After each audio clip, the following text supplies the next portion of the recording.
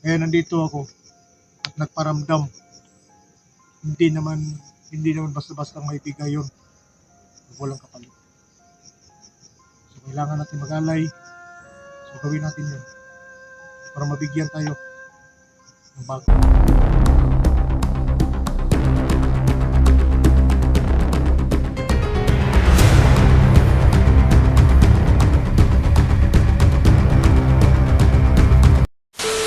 Si Tatay Berto pababa na.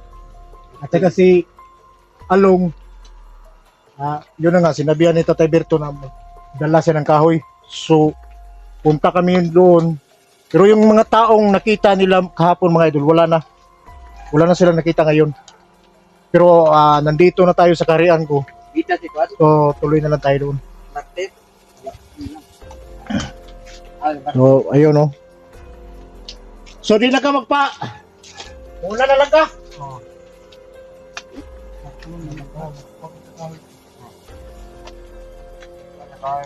Ha? Ano magkuhan kay? Okay. Lan. Lan. Para kahoy. Kami dito sa kaharian ko, sa palasyo ko. Kasi yung kaharian ko isa nandoon sa kabila. Tatay Berto, pababa na siya mga idol kasi malakas ang ulan. At saka yung nakita nila nakita pala na kahapon, hindi na nila nakita ngayon. Magpasalamat naman tayo mga idol, no? Kasi hindi pwede dito tumira yung mga masasamang loob.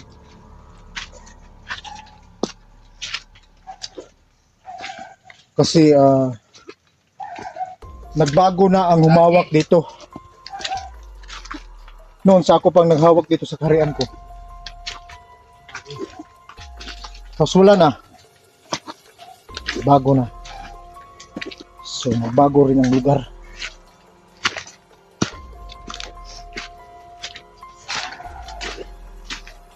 So siskapin natin na wala nang masasamang loob dito mga idol.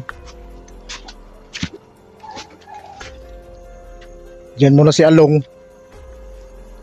Long! Desa ka? At pasok magbabaw ka diyot. Yan mga idol, no? Nisprehan pala ni Tatay Berto at sa kanya Along. Kaya ito na yung nangyari sa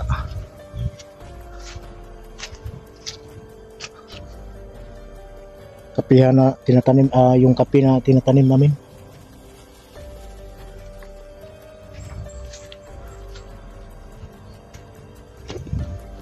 Yung may wagang puno mga idol, puntahan ko muna sandali. At saka wala namang problema daw kasi yung mga tao siguro dumaan lang.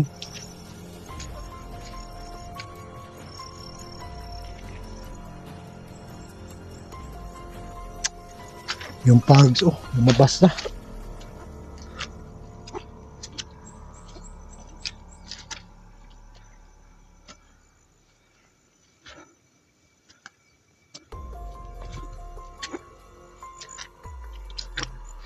Inaalagaan talaga ni Tatay Berto yung mahiwagang puno mga idol.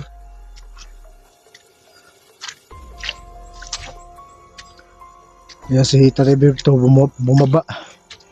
Ay sabi niya hindi siya muna matulog dyan sa kubo.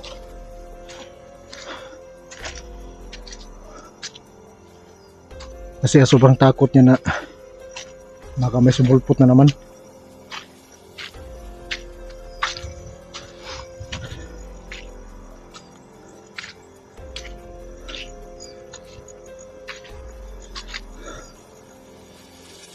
May wagang puno mga idol.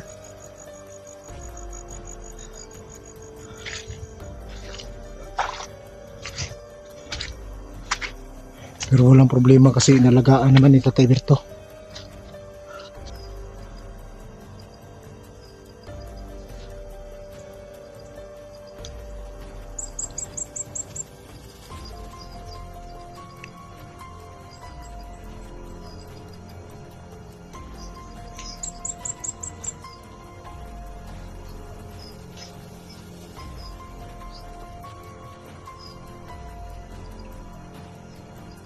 Nagpasit tayo kanina sa paligid. Wala naman tayong nakita mga idol, no? Wala tayong nakita na kakaiba. So ganun pa rin. Malinaw pa rin. Yung kita siguro nila. Dumaan lang yun.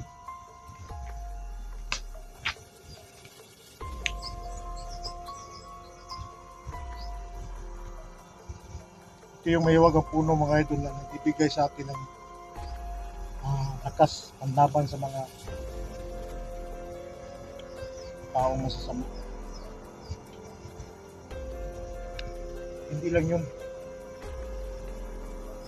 Kahit pa paano, makapagbigay naman siya ng lunas. May sugat tayo. So malaking tulong yung ibinigay sa mahiwag ang puno mga idol.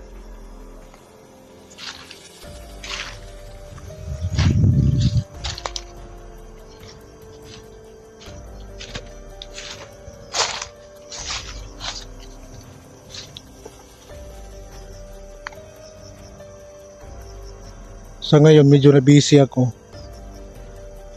dahil sa mga mission mga idol. Medyo si Tatay Berto na lang dito ang nagtatrabaho at saka si Along.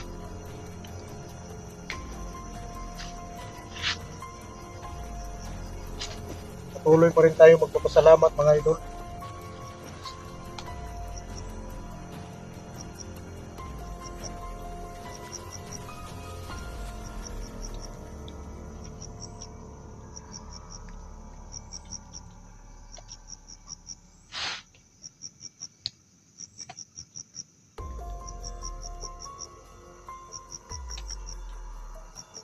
Pero hindi pa rin tayo magkumpiyansa kasi si Tisoy, siya yung nagmasi doon kay Commander Ilaga at saka si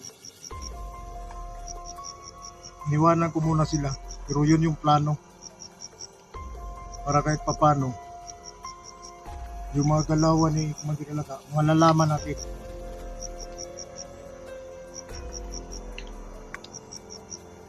At dito sa Mahiwagang Puno sa darating na panahon, siya pa rin yung magbibigay sa atin ng isang magandang agimat mga idol. Kasi sa sobrang ginagamit ko na yung mahiwagang lupit, hindi na rin yung nakatagal. Dahil ang sabi ng gabay ko nung na pag marami ng beses mong ginagamit yung mahiwagang lupit, manghihina yan. So ilang beses na natin nagamit yung mga idol para pang proteksyon natin. So ngayon, nandito ako para yun ang sa ibang araw hindi tayo dito. May isang himat na naman. Ito yung mahiwag ng lupit. Babalik natin.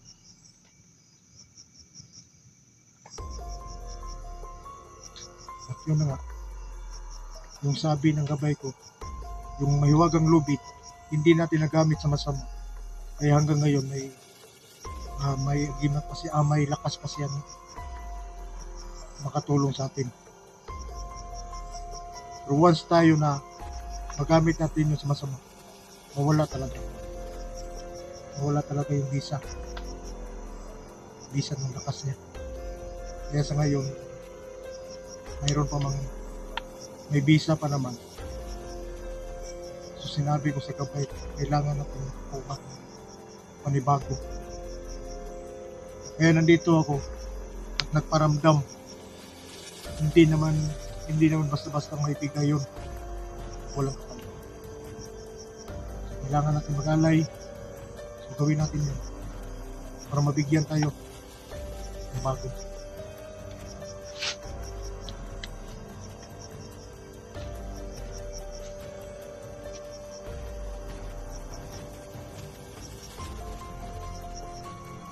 So sinabi ko kay Long, kamaya, dala siya ng kahoy at tutulong tayo mga idol para kahit pa paano makatulong tayo doon sa Tatay Berto na padala tayo ng panggatong. Panggatong. So, sabi ko kay Along, huwag kang mag-alala. Dalawa tayo. Magdadala rin ako ng panggatong doon. Katapos, hindi muna ako dito matutulog. Muna tayo doon kay Dante. Kasi may mission pa tayo mga idol. So, sa ngayon, tutulungan muna natin yung si Along.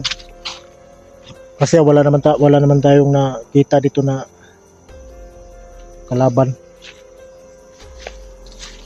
So kanina si Tatay Berto nakita nating bumaba. Kasi hindi lang siya matutulog dito. Wala naman ng problema. Dumaan lang yun.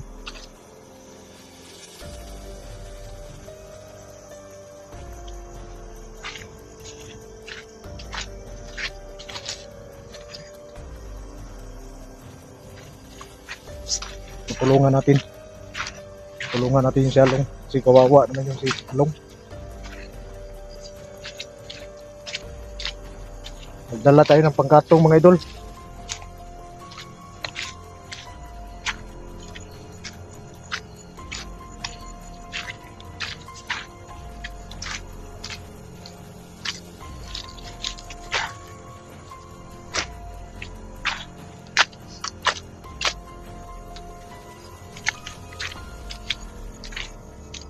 Nagparamdam lang tayo doon sa liwagang puno mga idol.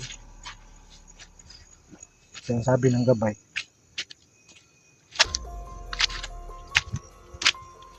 kailangan mo paramdam sa liwagang puno na makakuha ka ng bagong agimat.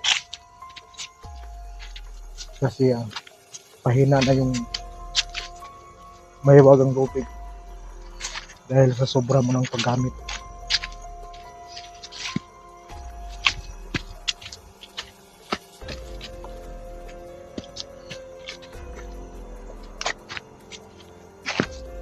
Sabi ng mahiwagang puno mga idol, mag-alay ka lang ng dugo at makukuha mo yung gusto mo, basta gamitin mo lang sa mabuti.